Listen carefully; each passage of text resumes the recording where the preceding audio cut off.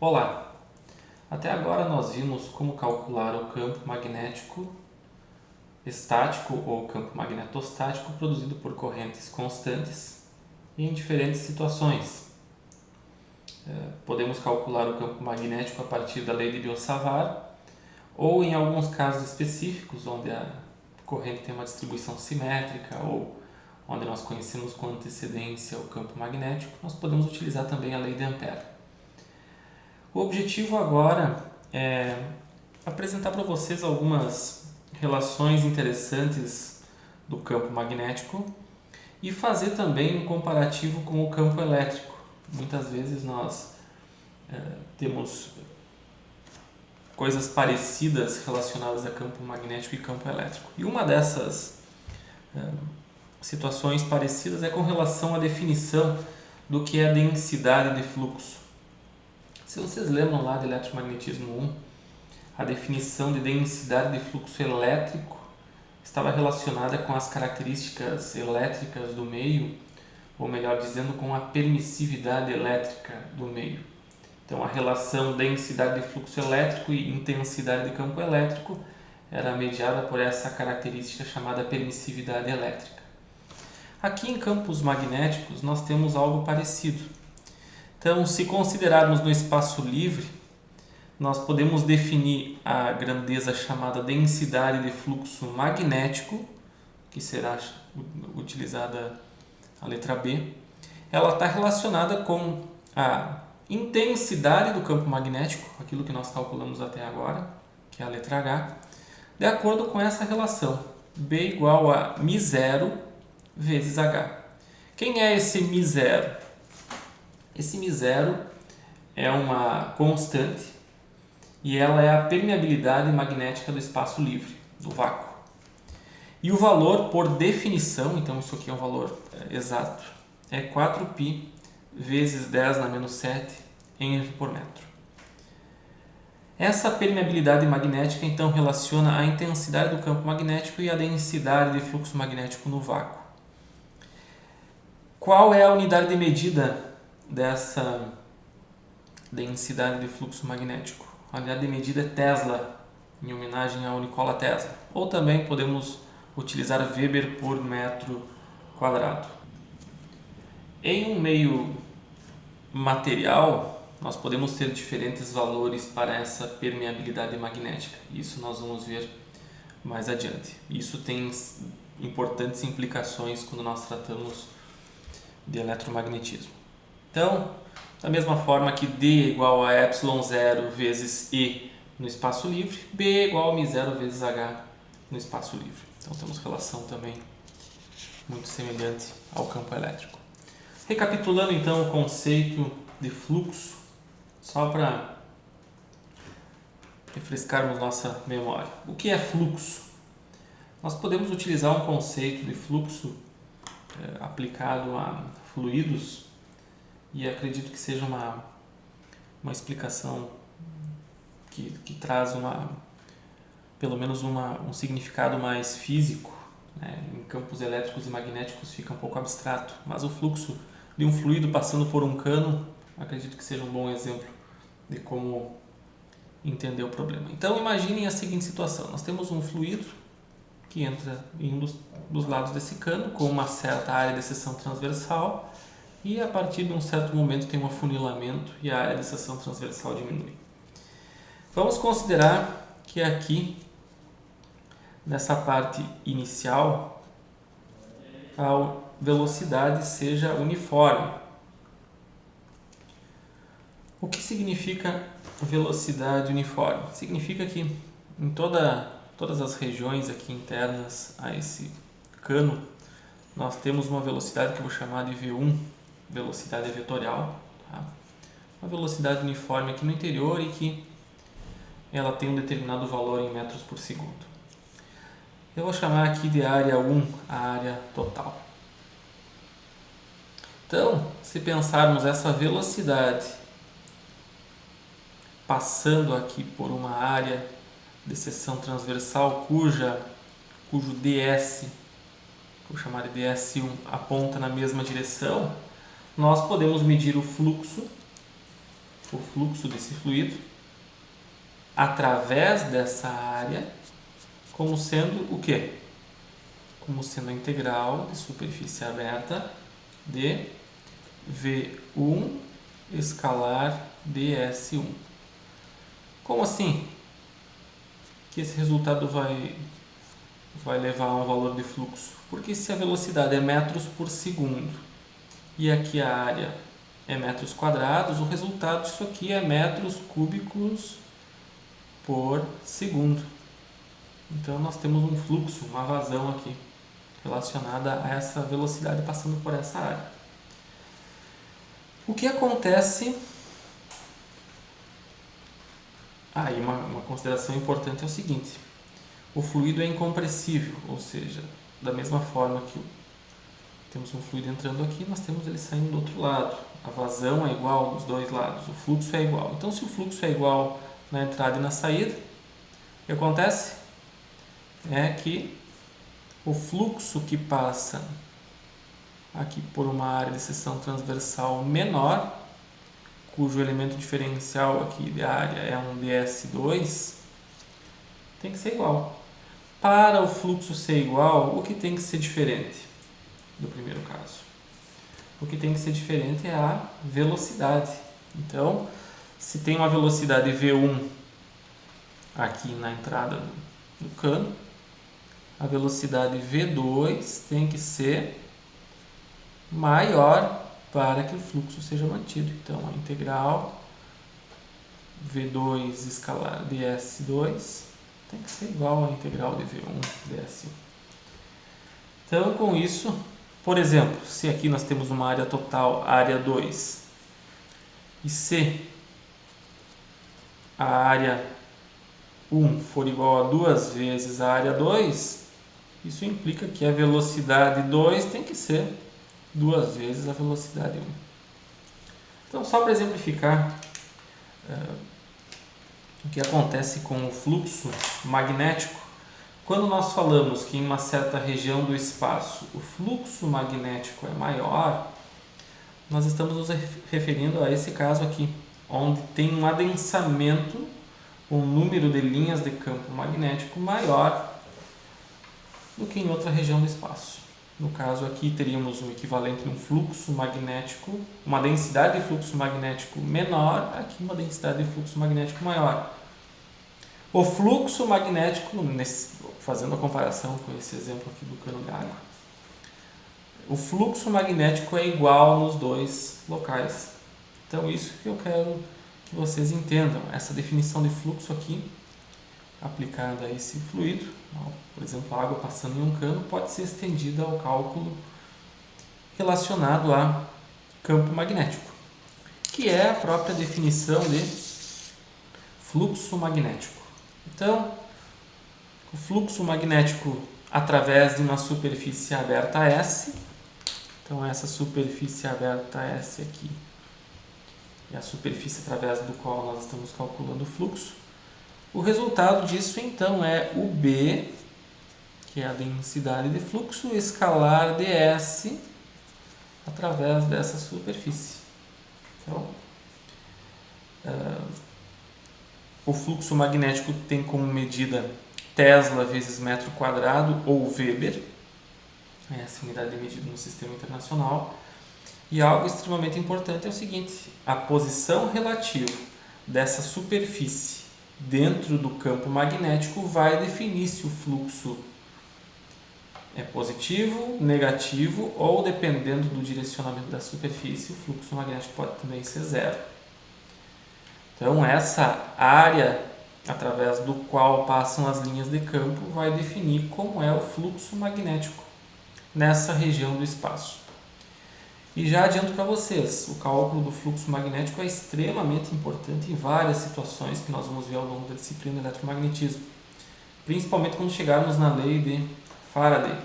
Olha, nós temos então uma relação muito próxima, uma relação direta entre a produção de um campo elétrico a partir do fluxo magnético variável no tempo nessa região do espaço. Então, essa definição de fluxo magnético através de uma superfície aberta.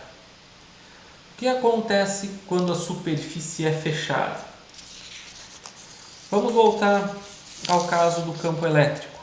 Como é a definição lá em eletrostática do fluxo elétrico que passa através de uma superfície fechada? A definição de fluxo elétrico está associada à lei de Gauss da eletrostática. E vocês já sabem isso, vocês já conhecem que o fluxo elétrico que passa através de uma superfície fechada, que é D escalar ds, é igual à carga total contida no interior dessa superfície. Então, imaginando a seguinte situação: tem um certo objeto carregado positivamente. No entorno desse objeto nós construímos uma superfície fechada. Se nós soubermos qual a carga total, por exemplo, aqui um mais que, significa que tem linhas de campo elétrico passando aqui por essa superfície fechada. Densidade de fluxo elétrico, que eu vou aproveitar e colocar o ds. Dado um ds, D escalar ds vai resultar então no valor de fluxo elétrico. Nesse caso, o fluxo elétrico vai ser igual a mais que. No outro caso, supondo que nós temos cargas negativas espalhadas num certo objeto, e se nós construirmos no entorno dessas cargas negativas uma superfície fechada, vocês vão ver que as linhas de campo, a densidade de fluxo elétrico, aponta na direção da carga. E o ds dessa superfície aponta para fora. Então, na hora de calcular o fluxo elétrico, nesse segundo caso, nós temos que o fluxo elétrico é negativo. O que eu quero dizer com isso? Eu quero dizer que nós podemos separar cargas elétricas positivas de cargas elétricas negativas, e com isso nós temos certas regiões do espaço, no caso cargas elétricas positivas, de onde saem linhas de campo. Cargas elétricas negativas, local onde chegam linhas de campo. Para que eu faça essa comparação e volto lá no cálculo do campo elétrico? Porque no caso de campos magnéticos isso é totalmente diferente. Ao contrário do que acontece com os campos elétricos, o campo magnético não tem fonte de linhas de campo. Por quê? Fonte de linhas de campo implica em um ponto de partida e um ponto de chegada. As linhas de campo passam por dentro, por exemplo, desse ímã inteiro e fazem uma volta aqui no espaço. O que acontece se eu quebrar esse ímã ao meio? Eu terei o norte separado do sul? Não. Nós teremos um novo par, norte-sul, norte-sul, e as linhas de campo continuam sem ter uma fonte, sem ter um ponto de partida e um ponto de chegada. Isso acontece por mais que vocês quebrem esse ímã, sempre vai surgir um novo norte-sul e norte-sul. Então, os polos magnéticos não podem ser isolados da mesma forma que nós conseguimos isolar cargas elétricas. E isso leva a um resultado bastante interessante. Que resultado é esse? O resultado é que, se nós definirmos uma superfície fechada, abrangendo aqui, por exemplo, o polo norte desse ímã, nós teremos uma situação onde o cálculo do fluxo através da superfície fechada, cujo símbolo tem esse círculo aqui, né? B escalar ds, vai resultar num valor que é igual a zero. Então, o número de linhas de campo que sai da superfície é igual ao número de linhas de campo que chega. Por quê? Porque elas chegam aqui por dentro desse ímã. Tá? Não está bem claro aqui na figura, mas as linhas de campo elas entram por um lado do ímã e saem aqui. E não interessa se esse campo magnético é variável no tempo ou ele é estático. O resultado vai ser sempre esse. Então, até hoje não existe experimento físico que mostre a existência de um polo magnético isolado de outro. Tá? Então, essa aqui é a expressão que relaciona então o fluxo magnético através de uma superfície fechada. Ele é sempre zero. Então, por isso, só faz sentido falarmos em fluxo magnético através de superfície aberta. Sempre que falarmos fluxo magnético, já fica implícito que é através de uma determinada superfície aberta, porque quando ela for fechada, o resultado é sempre zero. Relacionando então o integral de superfície fechada com o integral de volume, aqui nós recorremos ao teorema de... Não é o teorema de Stokes, aqui é o teorema de Gauss. A partir do teorema de Gauss é possível escrever uma relação entre integral de superfície fechada de um campo através da superfície e uma integral de volume do divergente desse campo. Então, B escalar ds através da superfície fechada é igual ao divergente do B dv ao longo desse volume. E esse resultado é zero. Já vem daqui de cima. Então, o que tem que ser zero nessa segunda integral? Se a integral não é zero, alguma coisa tem que ser zero. E esse resultado nos leva a um divergente de B igual a zero. Esse divergente de B igual a zero é uma outra forma de escrever essa integral de superfície fechada de B escalar ds igual a zero. Essas duas expressões são formas diferentes de se escrever a mesma equação de Maxwell. É a equação que mostra que não existe monopolo magnético, independente do campo magnético ser produzido por um ímã permanente, nesse caso, um ímã estacionário, ou a partir de um campo elétrico variável no tempo. Então, o campo magnético tem essa característica, independente de como ele é produzido. E aqui, então, um comparativo entre campo elétrico e campo magnético, algumas grandezas que têm semelhança e outras nem tanto. Por exemplo, a definição de densidade de fluxo elétrico, que eu comentei no início, igual a ε0 vezes E, que é a intensidade do campo elétrico, nós temos relação parecida aqui para a densidade de fluxo elétrico, permeabilidade magnética, intensidade do campo elétrico. Esse ε0, que é a permissividade elétrica do espaço livre, ele tem como valor aproximado esse 10 na menos 9 sobre 36 π, farad por metro. Valor aproximado porque ele é obtido a partir do μ0 e da velocidade de propagação da luz no vácuo. Esse μ0, sim, esse tem um valor, por definição, 4π vezes 10 na menos 7 Henry por metro. Um valor, então, exato. Fluxo elétrico da lei de Gauss para a eletrostática mostra que D escalar ds através de uma superfície fechada é igual à carga total envolvida pela superfície. Aqui em campos magnéticos estáticos, e também no caso de campos magnéticos variantes no tempo, B escalar ds através de uma superfície fechada, que é o fluxo magnético através de uma superfície fechada, ele é sempre igual a zero.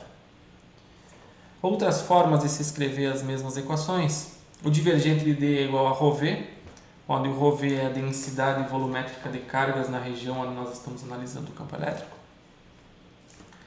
O divergente de B é sempre igual a zero. Então aqui já tem diferenças muito claras entre campo elétrico e campo magnético. E aqui também tem outras diferenças que estão relacionadas ao rotacional dos campos elétricos estáticos e campos magnéticos estáticos. O campo elétrico estático tem rotacional nulo. Então o campo magnético estático é um campo conservativo.